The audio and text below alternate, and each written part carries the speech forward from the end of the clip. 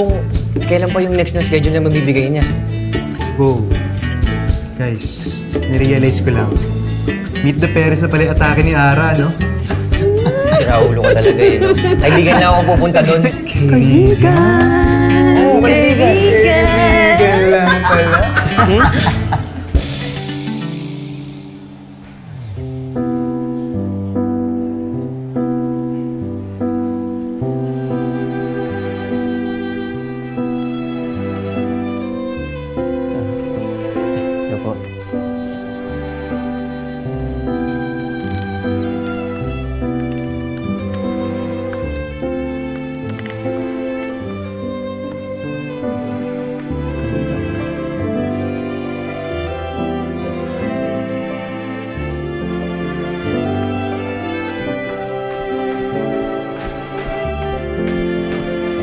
You must be Saul.